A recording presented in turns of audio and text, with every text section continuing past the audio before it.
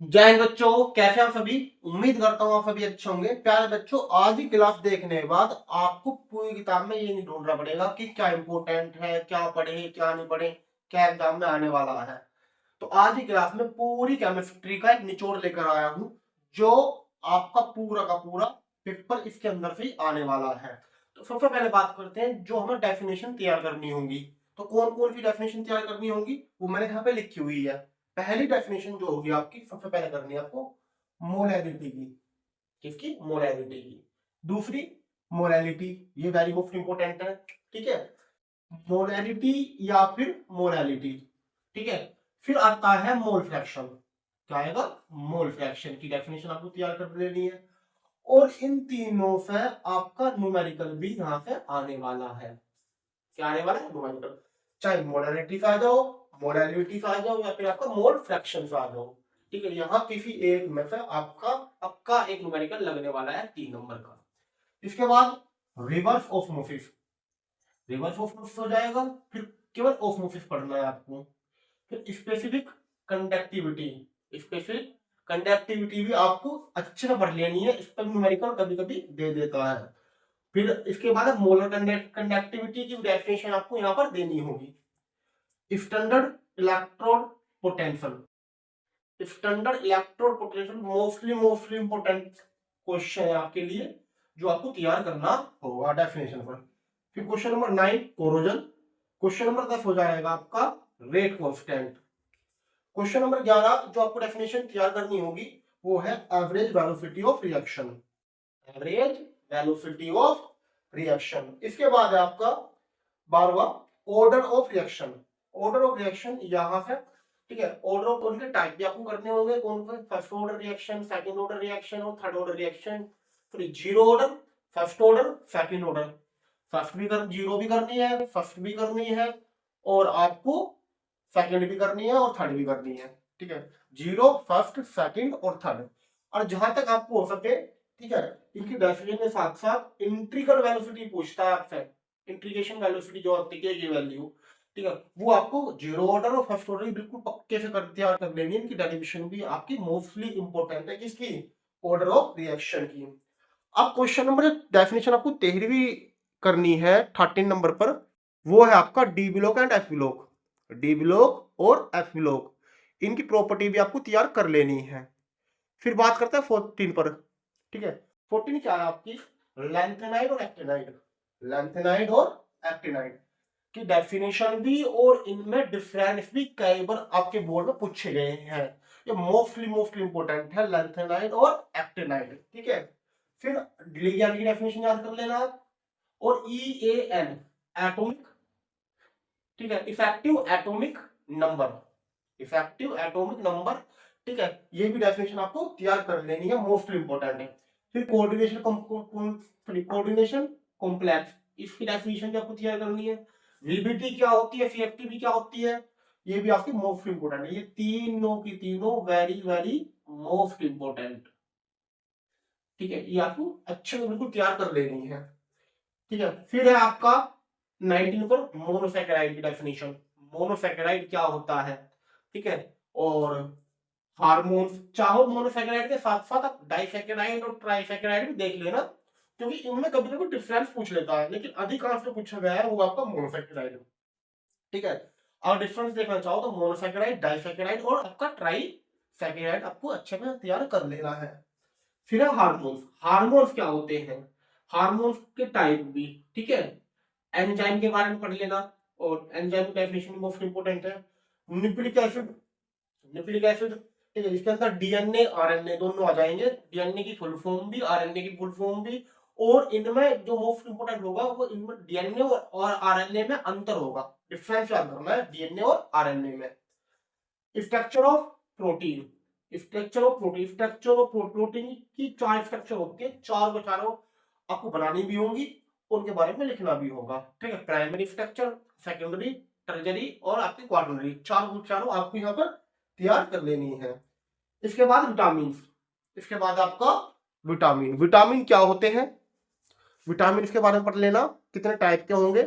और इसमें आपको ये भी देख लेना है कि वाटर में सोल्यूबल, विटामिन और आपके फैट सोल्यूबल विटामिन, इनके बारे में अच्छे से तैयार कर लेना। फिर आपका एलिवेशन ऑफ बॉइलिंग पॉइंट, ये मोस्ट इंपोर्टेंट है, उनके न्यूमेरिकल भी। इसके बाद freezing point of deflation, freezing point of deflation, आपको दोनों ये पॉइंट भी अच्छे तैयार कर लेने हैं। इन दोनों से जो डेफिनेट 25 और 26 है, 25 और 26 है, यहां से भी न्यूमेरिकल आपका आने वाला है। ये भी मोस्टली इंपोर्टेंट होने वाली है।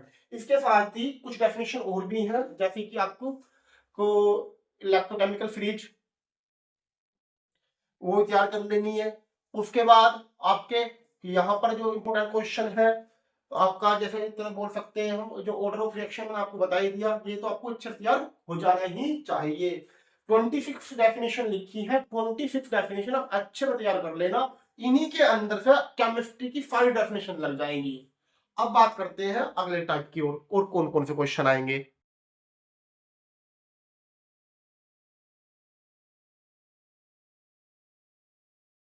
अब हम जो बात करने वाले हैं, अगला जो टॉपिक है हमारा, वे आएंगे टेस्ट। आपका एग्जाम में क्या आने वाले हैं? टेस्ट। टेस्ट में कौन सा होगा? पहला टेस्ट है आपका लुकास टेस्ट। कौन सा टेस्ट हो जाएगा आपका? लुकास टेस्ट, जो आपको अच्छे से तैयार करना है। लुकास टेस्ट के बाद बारी आएगी फैलिंग सॉल्यूशन की। कौन सॉल्यूशन? Falling solution. ठीक है। फैलिंग सॉल्यूशन के बाद है आपका टोलेंट रिजेंट। टोलेंट रिजेंट एग्जाम में बहुत बार आ चुका है, आपका वेरी वेरी मोस्ट इंपोर्टेंट है ये। ठीक है, हालांकि 4 ही दिए टेस्ट, टेस्ट तो बहुत सारे हैं आपके, लेकिन मैंने केवल 4 लिखे तो मोस्टली इंपोर्टेंट है, और इनके चारों के अंदर से ही आपके एग्जाम में एक लग जाएगा। इन चारों के अंदर क्या लग जाएगा? आपका एक पक्का लग जाएगा। फिर है आपका मोलेफिस टेस्ट। कौन सा? मोलेफिस टेस्ट। ये 4 टेस्ट हैं, इंपोर्टेंट है मोस्टली। ठीक है। टोलेंट टेस्ट कुछ ज्यादा पर पूछा गया है आपके एग्जाम में। इसके बाद हम बात करेंगे लैबोरेटरी मेथड की। लैबोरेटरी मेथड में क्या क्या करना होता है प्यारे बच्चों? ये आपका बड़ा क्वेश्चन होगा, 3 या 4 नंबर का क्वेश्चन होगा। ठीक है। इसमें क्या करना होता है? आपको प्रिपरेशन ऑफ मेथड देना होगा, फिर लैबोरेटरी मेथड देना होगा, फिजिकल प्रॉपर्टी देनी होगी, और आपका केमिकल प्रॉपर्टी देनी होगी। जब भी लैबोरेटरी आप मेथड करोगे इसमें इसमें आपको डायग्राम भी बनाकर दिखाना होगा। तो ये आपको बड़ा क्वेश्चन है, जो मैंने यहाँ पे बता दिया कौन कौन सी लैबोरेटरी मेथड करने के लिए। कौन सा होगा? पहला होगा आपका क्लोरोफॉर्म। क्या होगा? क्लोरोफॉर्म। ठीक है, वेरी वेरी मोस्ट इंपोर्टेंट। फिर आपका डाइएथिल ईथर। ठीक है, डाइएथिल ईथर। उसके बाद है फॉर्मेल्डिहाइड, या फिर या तो फॉर्मेल्डिहाइड आएगा या पूछेगा आपका एसिटेल्डिहाइड। फॉर्मेल्डिहाइड या एसिटेल्डिहाइड। ठीक है, ये इनका कॉमन नाम है। फॉर्मेल्डिहाइड को बोलते हैं मेथेनॉल। क्या होगा? मिथेनॉल। और एसिटाल्डिहाइड को बोलते हैं इथेनॉल। ठीक है, आपकी किताब में या आपके मॉडल वगैरह में क्या दे रखा होगा? मिथेनॉल या एथेनॉल के नाम से ये दिए हुए होंगे। ठीक है। इसके बाद फार्मिक एसिड और आपका एसिटिक एसिड। फार्मिक एसिड और एसिटिक एसिड, ये भी आपका मोस्ट इंपोर्टेंट है। ठीक है। फिर नंबर 5 जो करना है आपको लैबोरेटरी में, वो हो जाएगा एसीटोन। क्या होगा वो? एसीटोन। एसीटोन के बाद मिथेनॉल और इथेनॉल। मेथेनॉल और आपका इथेनॉल। ठीक है। मेथेनॉल या तो मेथेनॉल करना पड़ेगा आपको, आएगा एग्जाम में, या फिर आएगा आपका एथेनॉल। इन दोनों में से एक पक्का लगने वाला है। और मिथेनॉल और एथेनॉल में आपका ये बहुत मोस्ट इंपोर्टेंट क्वेश्चन है, ये भी वेरी वेरी मोस्ट। ठीक है, इन्हें भी अच्छे से करते जाना। मैं 6 लैबोरेटरी मेथड लिखे हैं पूरी किताब में से, जिस 6 में से पक्का एक आपके एग्जाम में लग जाएगा। इसके बाद बात करते हैं कुछ इंपोर्टेंट रिएक्शन की। इंपोर्टेंट रिएक्शन, 4 रिएक्शन आपकी आने वाली है पेपर में, ये आती ही आती है। ठीक है। बहुत सारी रिएक्शन इंपोर्टेंट, तो लेकिन मैंने कुछ ही इंपोर्टेंट रिएक्शन लिखी है जो आपके एग्जाम के लिए मोस्टली इंपोर्टेंट है, और एग्जाम पक्का इनमें से लग जाएगी आपकी। पहली रिएक्शन वुटरज रिएक्शन। पहली रिएक्शन वुटरज, वेरी वेरी मोस्ट इंपोर्टेंट। ठीक है। फिर आपकी वुटरज फिटिंग अभिक्रिया, ये भी इंपोर्टेंट है। वुटरज फिटिंग रिएक्शन। नेक्स्ट है आपकी राइमर टीमन रिएक्शन। राइमर टीमन रिएक्शन भी आपको अच्छे से तैयार कर लेनी है। नेक्स्ट है आपकी कोल्बे रिएक्शन। उसके बाद है आपका aldol condensation reaction. Aldol condensation reaction. ठीक है। फिर आपकी फिल्म रिएक्शन, फिर आपकी हाफमैन ब्रोमाइड रिएक्शन, इसके बाद Gattermann coach reaction, Gattermann coach reaction, फिर आपको करनी है हुन्स-डीकर रिएक्शन। कौन सी? हुन्स-डीकर रिएक्शन। इसके बाद नंबर 10 पर है आपका फ्रीडल-क्राफ्ट रिएक्शन, इसके बाद रोजेमुंड रिएक्शन, फिर आपकी फैंडमायर रिएक्शन, फिर आपकी फैंडमायर रिएक्शन। मैं साथ ही साथ बता दूं कि ये कितनी इंपॉर्टेंट है, कितनी बार एग्जाम में आ चुकी है। पहली रिएक्शन जैसे वुटरज रिएक्शन है, वुटरज रिएक्शन आपकी 2011 में, 15 में, 16 में, 18 में, 20 में, 22 में और 25 में। 25 में भी 3 सेट में आई है ये। इसके बाद वुटरज हीटिंग रिएक्शन 14 में, 15 में, 16 में, 17 में, 20, 22, 23, 24 और 25 लगातार आ रही है वुटरज हीटिंग रिएक्शन आपकी। 25 में आई थी केफी फैट में, फैट नंबर 3 जो था आपका केफी, उसमें थी आपकी कि यूपी बोर्ड में 7 फैट बनते हैं, 7 फैट में से क्वेश्चन इसके अंदर से लग जाएंगे जो मैंने आपको बताए हैं। नेक्स्ट कौन सी रिएक्शन है हमारे पास? नेक्स्ट है आपकी राइमर टीमन रिएक्शन। कौन सी? Rymer टीमन reaction. ये भी आपकी कई बार आ चुकी है राइमर टीमन रिएक्शन। 14 में यानी 14 में, 15 में, 16 में, 17 में, 18 में, 22, 23, 24, 25 लगातार कंटिन्यू आ रही है ये भी आपकी। इसके बाद रिएक्शन आपकी कौन सी है? Kolbe reaction. कौन सी reaction? Kolbe reaction. Kolbe reaction कितनी बार आई है वो बता देता हूं आपको। कोल्बे रिएक्शन पहले बच्चों 12 में, 13 में, 14 में, 17 में, 18 में और 2025 में ये भी बार बार आई ही हुई है। ठीक है।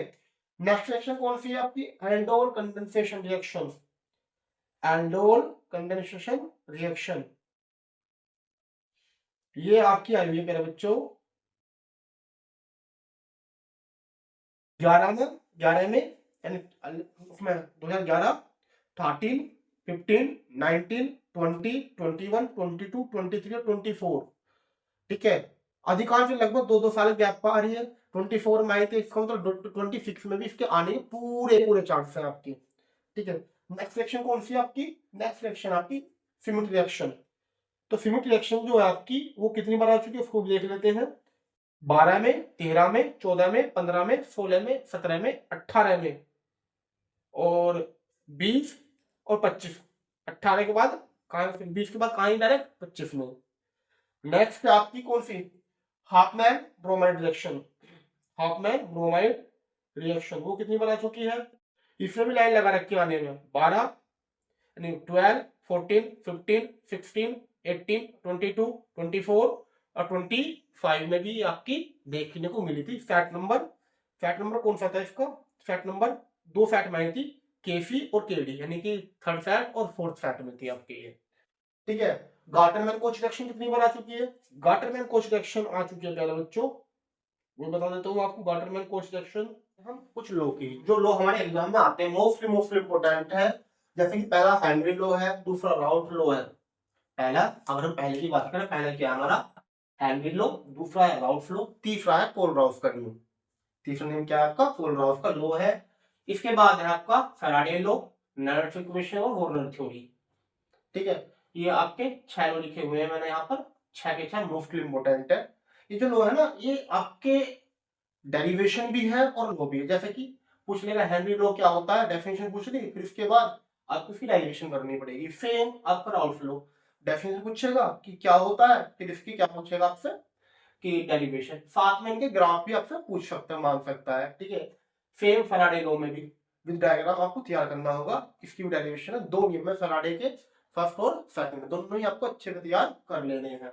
नेक्स्ट है नैनोट इक्वेशन। नैनोट इक्वेशन का न्यूमेरिकल भी आपको देखने को मिलता है। मतलब ये जो आपको पहले 5 टॉपिक है ना, ये हेनरी लो, राउल्फ लो, कोलराफ लो और फैराडे लो।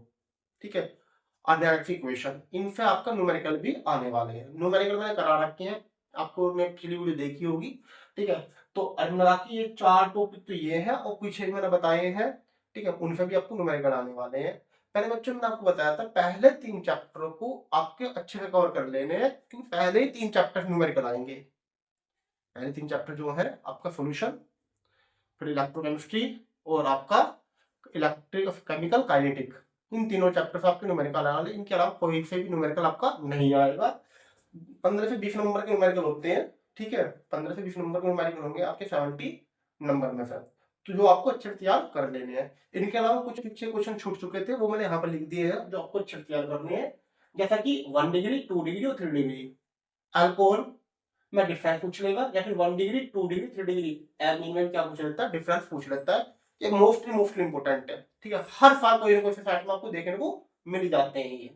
फिर उसके बाद boiling point of elevation, boiling point of elevation भी आपको अच्छे से तैयार कर लेना है, इससे भी आपके न्यूमेरिकल आपको देखने को मिलते हैं। फिर फ्रीजिंग पॉइंट ऑफ डेफिनेशन, ये भी आपका मोस्ट इंपॉर्टेंट है, यहाँ से भी आपका न्यूमेरिकल लगता है प्यारे बच्चों। फिर इलेक्ट्रोकेमिकल फ्रीज, very very very very most important आपका होने वाला है टॉपिक। यहाँ से छोटे छोटे क्वेश्चंस भी बनते हैं, ये अच्छे से कवर कर लेना। अब फिर भी कोई प्रॉब्लम हो आप बता सकते हो कमेंट कर कर, ठीक है। इसके अलावा आप जो भी तैयार करना चाहते कर सकते हो। हालांकि सारा पेपर जो क्वेश्चन मैंने बताए सारा इसके अंदर से ही लग जाएगा। अब अगली वीडियो जो आएगी कोई इंपोर्टेंट न्यूमेरिकल के ऊपर बनाऊंगा, फिर उसके बाद फिजिक्स के इंपोर्टेंट क्वेश्चन, या ऐसा हो सकता है पहले आपके फिजिक्स के इंपोर्टेंट क्वेश्चन हो जाएंगे, फिर जो इंपोर्टेंट न्यूमेरिकल उनकी बता दूं केमिस्ट्री की भी। तो वीडियो अच्छी लगी हो तो अपने दोस्तों तक शेयर भी करना, ठीक है। मिलते हैं जल्दी फिजिक्स की नई वीडियो के साथ।